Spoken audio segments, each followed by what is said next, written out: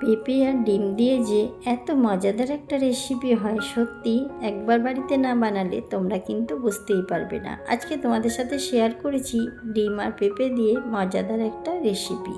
Back to my channel Rupa Malakar ব্লগের তরফ থেকে তোমাদের অনেক অনেক ভালোবাসা, শুভ কামনা।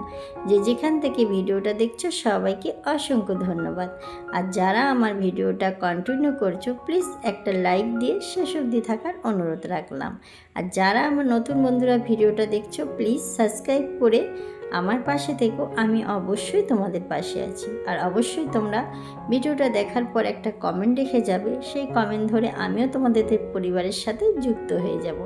আজকের এই ডিমের রেসিপিটা তোমরা দেখার জন্য অবশ্যই শেষ অবধি থাকলে বুঝতে পারবে এই রেসিপিটা কতটা মজাদার। আর স্কিপ করবে না, স্কিপ করলে কিন্তু এমন কিছু কিছু গোপন টিপস এখানে আমি ইউজ করেছি যেগুলো তোমরা না দেখলে এই পেঁপে আর ডিমের রেসিপিটা কিন্তু মজা পাবে না।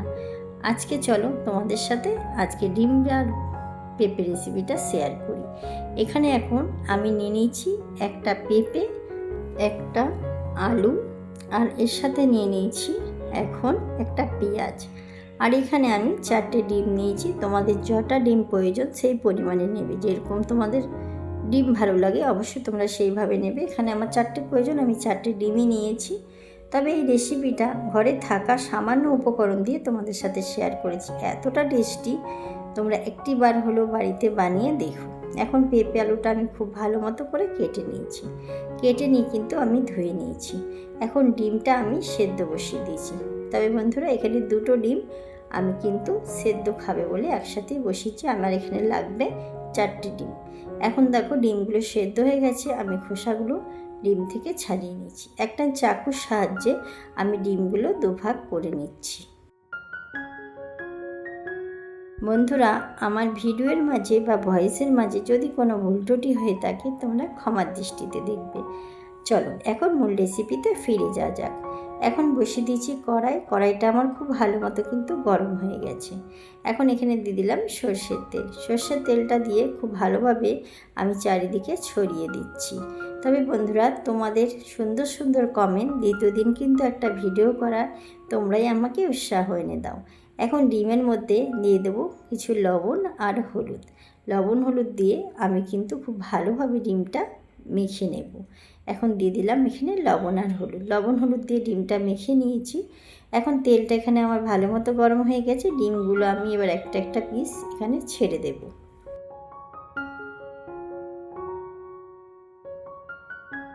এইভাবে একটি বার হলেও বাড়িতে বানাবে। এই রেসিপিটা কিন্তু ভাত, রুটি, পরোটা সবের সাথে খুবই ভালো লাগবে। দুপুরে 1 প্লেট গরম ভাত কখন যে নিমেষে মাত্র শেষ হয়ে যাবে তোমরা কিন্তু বুঝতেই পারবে না। আর ডিম তো বাচ্চারাও খেতে অনেক পছন্দ করে। তবে এইভাবে রান্না করে ডিমের কুসুম কিন্তু এক ফোঁটাও বেরোবে না।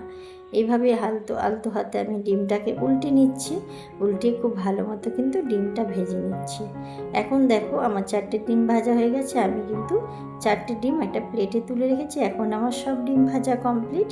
এখন আমি ভেজে ডিমটা তুলে রেখে দিয়েছি।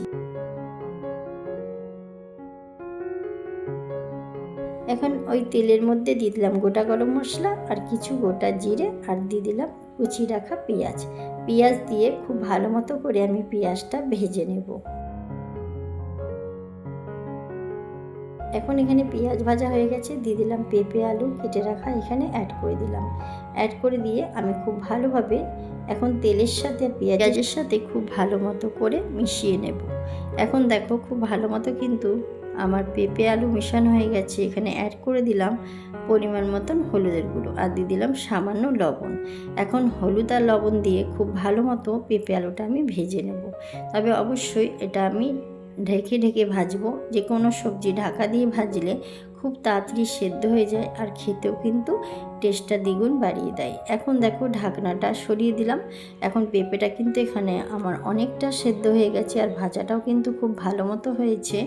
এখন চলো আমি ভালোভাবে পেঁপেটা নাড়িয়ে নিচ্ছি। এখানে এখন অ্যাড করে দিলাম টমেটো। এখানে একটা টমেটোকে আমি কিছু ছোট ছোট টুকরো করে রেখেছিলাম, সেটা অ্যাড করে এখন খুন্তির সাহায্যে খুব ভালোভাবে আমি নেড়ে চেড়ে নেব।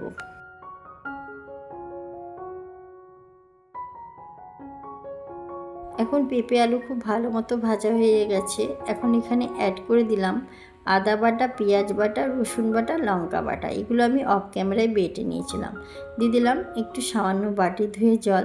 এবার খুব ভালোভাবে আমি সমস্ত মশলা দিয়ে কষিয়ে নিচ্ছি। এখন অ্যাড করে দিলাম পরিমাণ মতন লবণ, হলুদের গুঁড়ো, জিরের গুঁড়ো, লঙ্কার গুঁড়ো, আর দিয়ে দিলাম এখানে ধনিয়ার গুঁড়ো। সমস্ত গুঁড়ো মশলা কিন্তু আমি এখানে অ্যাড করে দিয়েছি। এখন একটা খুন্তির সাহায্যে খুব ভালোভাবে সমস্ত মশলা দিয়ে আমি কষিয়ে নেব।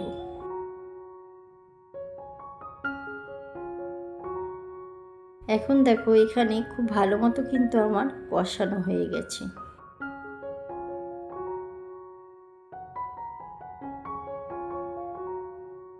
সামান্য একটু জল দিলাম যাতে কড়াইয়ের সাথে না লাগে, আর একটু কিন্তু আমি এটা এখন কষিয়ে নেব।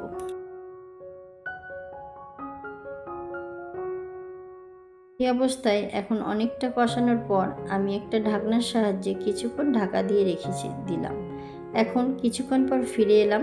এখন দেখো ঢাকনাটা সরিয়ে নিচ্ছি, তবে সামান্য একটু জল দিয়েছিলাম অফ ক্যামেরায়, যেটা তোমাদের সাথে শেয়ার করিনি, যাতে কড়াইয়ের সাথে না লেগে যায়, পোড়া না লাগে, তাই সামান্য এখানে জল অ্যাড করেছিলাম।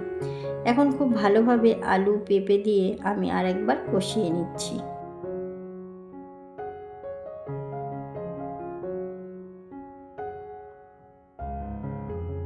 এখন কিন্তু এখানে পেঁপে আলু খুব ভালো মতো আমার কষানো হয়ে গেছে।